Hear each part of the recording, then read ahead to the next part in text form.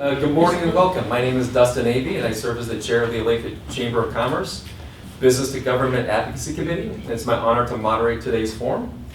The Johnson County Public Policy Council, comprised of 10 chambers of commerce serving Johnson County, developed today's questions, focusing on business and community issues. We will start with a brief 3-minute opening statements by each candidate, followed by a Q&A, where candidates will have 1.5 minutes to answer each question. At the conclusion of the forum, each candidate will have 2 minutes to make a closing statement. Due to time constraints, there will be no follow-up questions, formal rebuttal time, or audience participation. Please note the candidate's speaking order has been randomly determined before the forum began and will rotate throughout the program.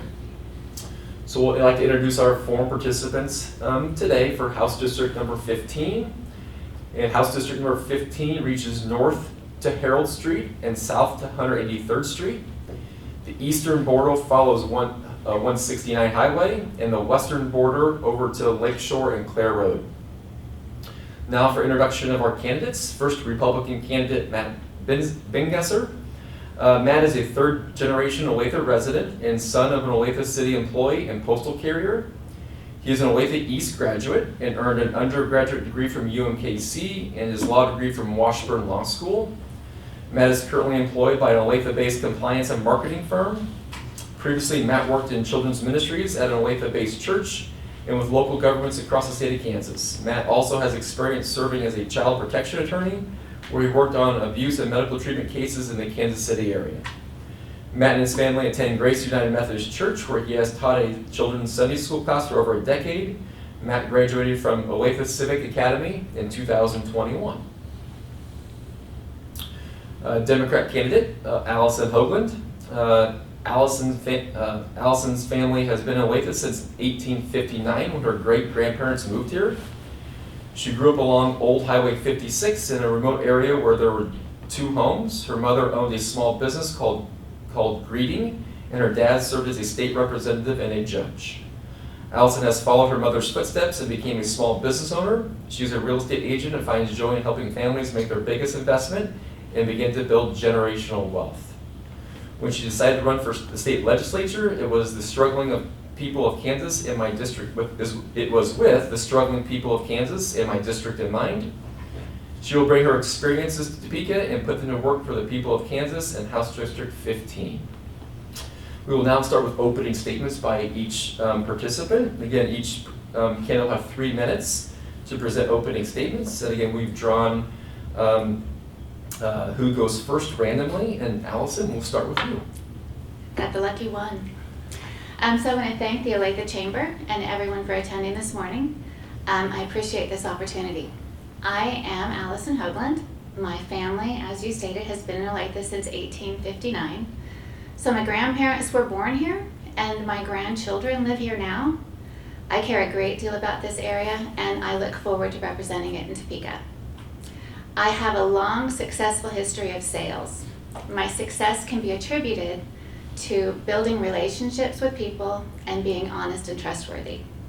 Currently, I'm a real estate agent. I'm passionate about helping people. I began serving the homeless population years ago down at a shelter in Paola, Kansas, and now I work with Project 1020, providing cold weather overnight shelter in Johnson County. We are only open 4 months a year, and we're open for about 12 hours a day.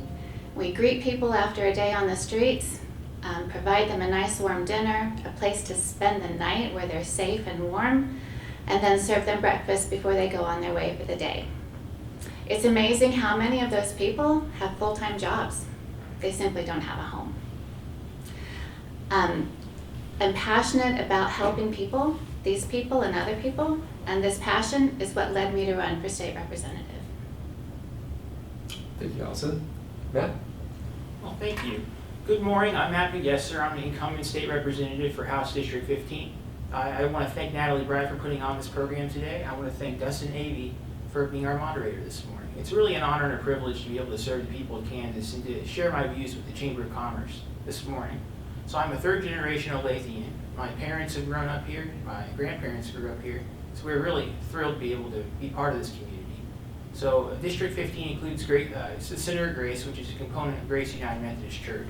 And that's actually when my parents got married. So my family's roots in this community go very, very far back.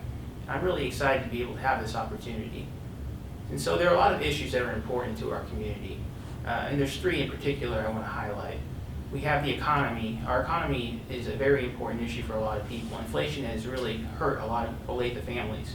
And addressing that through tax reform, such as taking care of the food sales tax and addressing property taxes that are skyrocketing, is very important, and also addressing our supply chain. And taking a look at the criminal justice system and how our police force is very understaffed at the moment. Keeping our community safe and strong is an important component to making a vibrant and a successful community. And so encouraging our police forces to get fully staffed and making sure they're fully funded and backing the blue is incredibly important.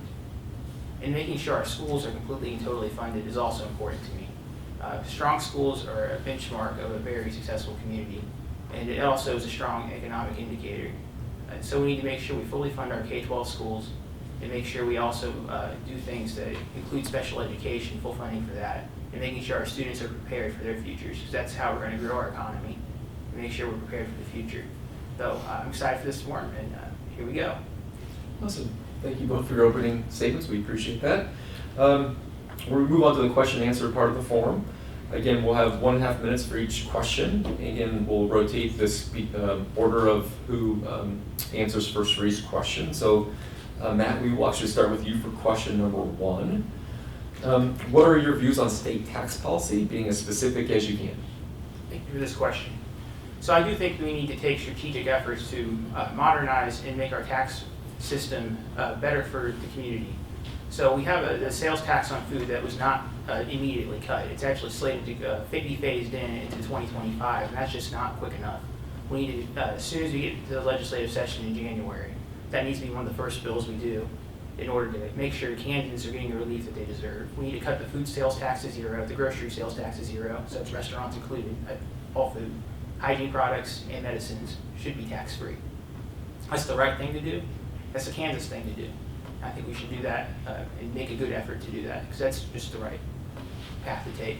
Then our property taxes are skyrocketing. There are opportunities to provide additional tax relief on the property side of things, and that's something I want to champion and really get a hold of, because we're taxing seniors out of their homes, and that's just not okay. We have to do everything we can to ensure Olathe is a welcoming and vibrant community, and that it starts with tax reform at the state level without damaging the county and city and school board budgets. So that's important, and we need to make sure we're doing it in a strategic way that is inclusive of local governments and ensuring that their tax base is successful while using the state resources, because we have a massive surplus right now. So we have an opportunity to really do some good. Thank you, Matt. Allison? I also agree that the three-legged stool of property tax, sales tax, and income tax is working. The problem is the portion of residential property tax has gone from the initial 35% of the state budget to currently 54% of the taxes that are brought into the state. And we need to address that. I am ready to sign on to a plan, once elected, that will begin with reducing the residential property tax percentage, the valuation percentage, from 11.5% to 9%. And then the second pillar is to increase the exemption of each residential property tax from $40,000 to $65,000. And then getting back to funding the local ad valorem tax reduction fund that sends monies from the state back to local governments for tax relief. Again, we agree we could have eliminated the sales tax on July 1st. However, that's not how it worked out, and I would be absolutely in favor of making that happen now and stopping the phase-in. That's all. Thank you for your responses to question number 1. Moving on to question number 2, and a topic that seems to be important for most people in Kansas and in Johnson County, is just the topic of education. And I think the education topic has been an important one for a number of years in Kansas. So question number 2, Allison, we'll start with you on this question. What are your views on K-12 education funding and accessibility? So funding is the legislature's responsibility. That is basically all the legislature is responsible for. as far as schools go. The Olathe district was impacted by a $13 million shortfall because of the failure to fully fund special education this current school year. Special education is federally mandated, so there's not a choice as to whether or not we do what's right for the special education students. So all of that money just had to come from the general budget. I would like to see special education fully funded in the future. I am also against what's been referred to as open borders, having people just select the school they'd like their child to go to. And I don't like the idea of public tax dollars being used to fund private education. Taking vouchers away from public education has a tendency to weaken public education. By taking money from people that are going to serve every student and giving it to places that don't have to serve every student. Some students are more expensive. Thank you both for your responses to question number 2. So economic development, obviously a pretty significant issue in Johnson County and elsewhere, pretty important to all the chambers in particularly in Johnson County. So really economic development question, and Matt, I'm going to start with you on this. Oh, I'm sorry. Yeah, I need to answer the education question. Do you want to answer the education question? Are you sure? I'm positive. Okay. Well, let's go back to question number 2 then, because you have that answer. What are your views on K-12 education funding? Very good. Thank you, Dustin. So I support full constitutional funding for our K-12 schools. It's important to me. Our public education is really good in Olathe. I'm really happy to have been a product of the Olathe School District. I graduated from the 21st Century Leadership Program. It was a phenomenal experience. I agree with my opponent that special education funding needs to be prioritized and fully funded. I will vote to fully fund special education. And so I also want to fully fund this Kansas School for the Deaf. My predecessor in office, John Toplicker, did a lot to help that school, and I want to be the advocate for the community as well. It's very important to me because they're a vibrant part of Olathe, and we need to really include them and make sure they feel like they're included. And so, and focusing on the curriculum is also important. We need to really help our students get caught up from the 2 years of virtual education that really put our students a little bit farther back than we would have liked. And that's really important, that we focus on reading, focus on math, and get our students prepared for their futures. And so I'm really excited about the opportunity to expand some of these college now programs to allow students to get an opportunity to earn some college credit early on and really proceed and build a better future for themselves. I also support higher teacher salaries to recruit and retain some of the best talent in the state. The teacher shortage is a huge problem, not only in Kansas but nationally, and we have an opportunity to do something about it with this huge budget surplus, and I want to be that advocate to do that.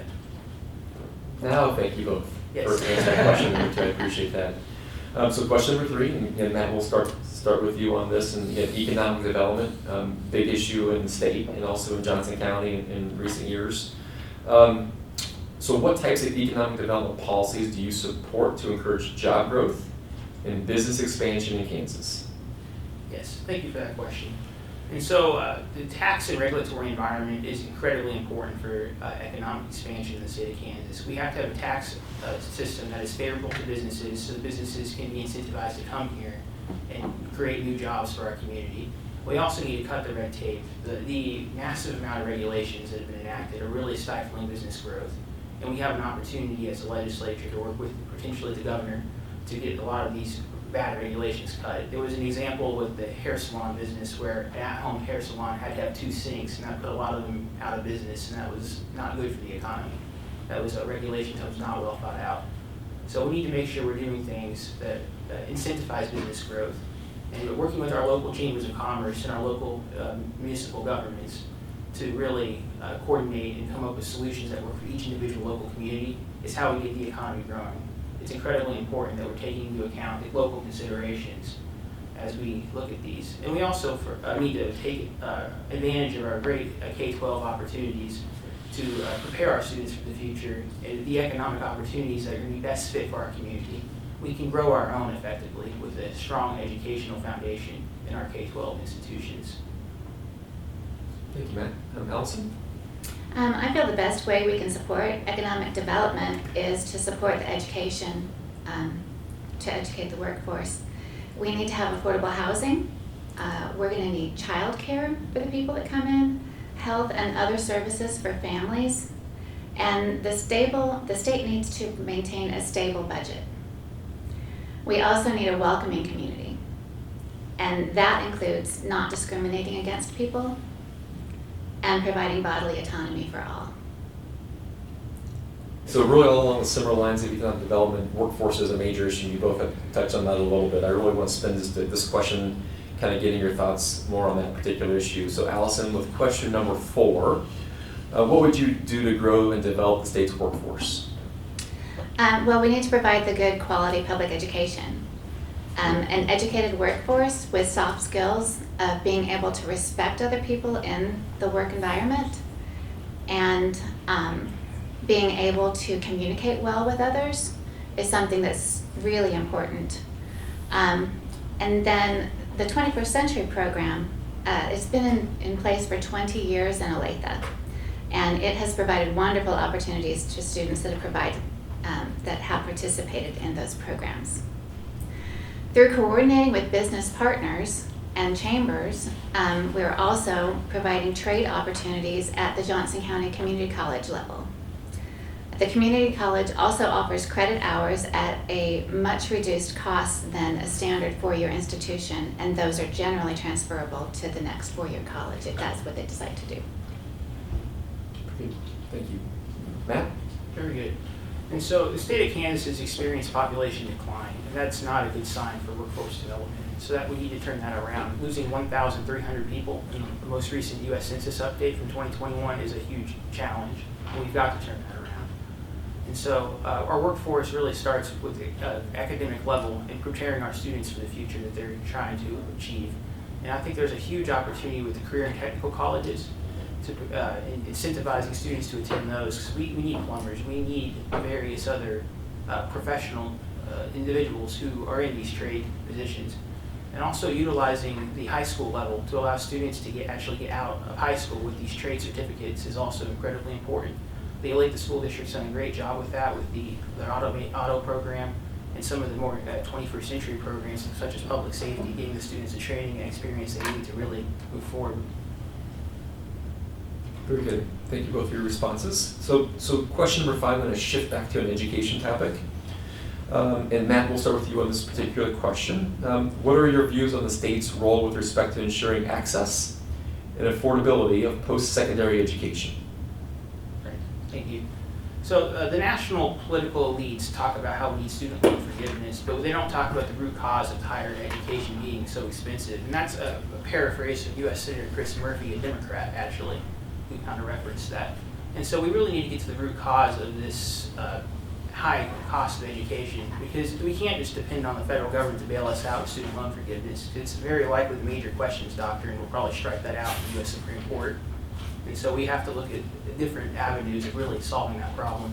And I think we have a really important component of that right here in Oakland Park with the Johnson County Community College. Dollar for dollar, the value you get at Johnson County Community College and our vocational programs is essentially exemplary.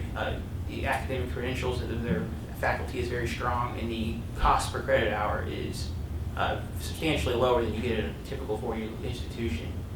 So that gives us an opportunity to really cut down the cost of college that way by emphasizing our community college opportunities there. Then also looking at the vocational opportunities and maybe even emphasizing those in the high school level, allowing more college now, quick step, and actually allowing the students to go to the community college and earn perhaps even a two-year degree while in high school. I know for myself, I was able to accumulate over 30 hours in high school, and I think that's just phenomenal for other students to have that same opportunity. So that will help reduce the cost and burden of college education. Thank you, Matt. Allison? Well, I think the state just actually needs to choose to invest in colleges. Since the recession of 2008, costs at our state institutions have doubled. I don't know many people whose incomes have doubled since 2008. So we need to be sure that we need to restore the funding to get the tuition back down to an affordable level, as well as investing in the technical and community colleges. But the state just needs to care and do something about it. Okay, thank you both for your responses to question number 5. So question number 6, obviously the last 2 years have been somewhat unprecedented as it relates to the pandemic. I think as we move past the pandemic, it gives us an opportunity to kind of look back and learn from some of the things that, how we handle certain things related to what we've experienced. So Alice, I'll start with you on this particular question. What do you believe the takeaways for state lawmakers should be from the COVID-19 pandemic experience? Well, I think first we should be thankful it only happens every 100 years. But then the other takeaway is that health professionals make recommendations with the information they have at the time. As new information becomes available, those recommendations can change. It doesn't mean they were wrong. It just means that more information provides more information to make other decisions. This should not have been politicized. Because I know very few people that actually like having restrictions placed upon them. Thank you, Allison. Matt? Very good. So the biggest takeaway for me is the state's critical infrastructure was not prepared to handle a major disaster. We saw with the unemployment program that we saw 4 weeks ago we had a report come out. It was $466 million in fraud in our unemployment system. That's money our citizens desperately needed during the pandemic. And that was money they did not receive because it was going to foreign entities in China and Russia. And so the administration failed to really solve that problem. And we need to make sure the legislature is proactively seeking to prevent future disasters like that again with our unemployment system. And I'm sure it's not the only problem in our state government. A full audit of our governmental systems needs to be conducted to ensure we are performing at maximum efficiency so that the citizens of Kansas are getting the best services possible from their governments. Okay. Thank you both for your responses to that question. So staying on somewhat of a healthcare topic, obviously Medicaid expansion has been a major issue, not only in Kansas but elsewhere. Matt, I'm going to start with you on this question. What are your views on healthcare policy and Medicaid expansion? Thank you for that question. So I support expanding access to affordable health care across the state of Kansas. We need to make sure we're expanding access to telehealth. The pandemic that was one of the good things of the pandemic. We expanded access to having healthcare access not outside of the doctor's office, so that gave us a new avenue of reaching patients. We also need to make sure we have a robust and healthy mental health program across the state of Kansas. That's a huge issue. We need to make sure we're addressing it properly and making sure we're being respectful of those people's needs. It's incredibly important that it's a fully funded program. Then as far as Medicaid changes go, I'm looking forward to working with my colleagues across the aisle and in the governor's office to formulating a plan that can receive bipartisan support and broad support to addressing our healthcare needs. We need to make sure we're addressing situations of provider shortages because there are not enough Medicaid providers in the state of Kansas, so that needs to be part of any sort of package that ultimately becomes a law. We also need to make sure we're addressing the high cost of healthcare and making sure access and quality are not diminished through any changes in program. Thank you, Matt. Allison?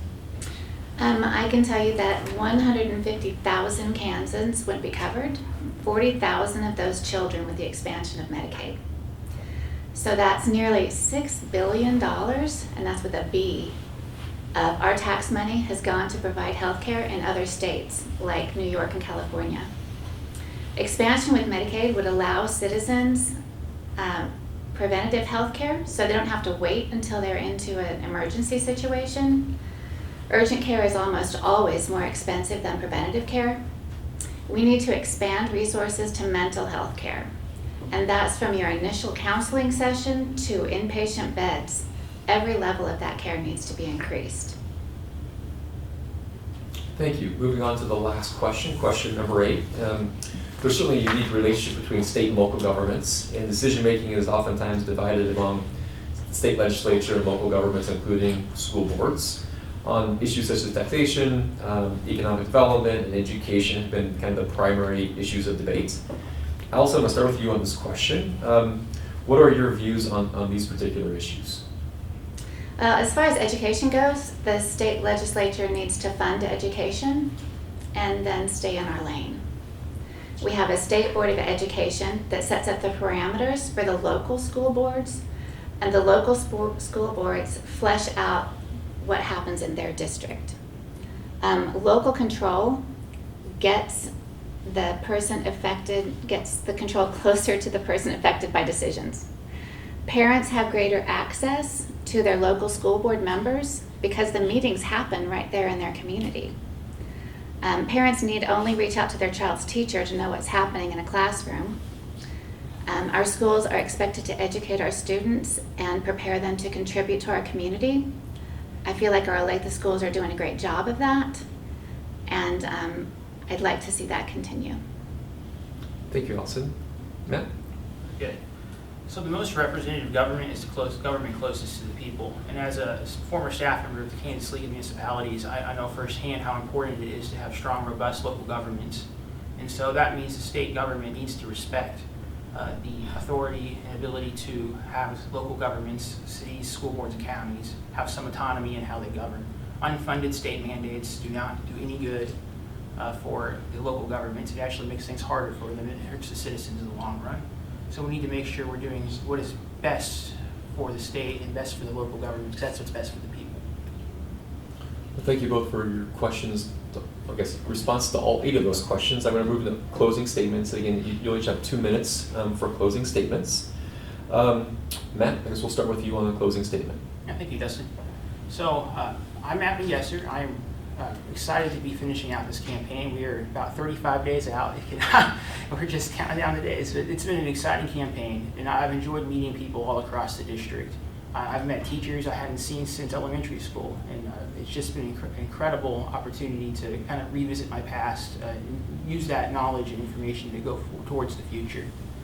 And so Olathe has a lot of promise for it, and I'm excited to be its representative for the next 2 years. Being its representative right now is a huge honor, and it's just really just demonstrates what an awesome community we have, that we're able to serve our community and be part of it. And I'm just really thrilled to have the opportunity to address the issues that are important to the people, like taxes, moving forward and addressing the inflation issues, and being their advocate on issues such as crime prevention and public safety, and moving forward and strengthening our education system so that we can ensure our students are prepared for their futures, like I was from our great Olathe public schools. And so it's a great opportunity. I'm thrilled to be able to be your candidate, your champion. I look forward to working with the Olathe Chamber of Commerce. And thank you for hosting this forum today. It's been an informative event, and I've really enjoyed it. Thank you. Thank you, Matt. Allison? Well, I've spent the last 35 years in some sort of sales. All of my success in sales has been based on product knowledge and building relationships by learning to actively listen to my clients. I have enjoyed getting more engaged with the community. As I introduce myself across the district to the people I want to represent in Topeka. Most of them share my concerns about affordable housing, public education, and healthcare. My plans of reducing property tax, fully funding public education, including special education, and expanding Medicaid in Kansas speak to the people of House District 15. My career path continues to be real estate, not politics. Very good. Thank you both for participating in today's forum. We do appreciate you taking the time to do this. This does conclude our forum for House District number 15. On behalf of the Olathe Chamber of Commerce, thank you to everyone for taking advantage of this important opportunity to learn about the candidates. For more information about the candidates, videos of these and other candidate forums, and advanced voting details, please visit www.votejoco.com. And please share this voter resource with your friends, colleagues, and family. With that, thank you again for attending. We are adjourned. Thank you.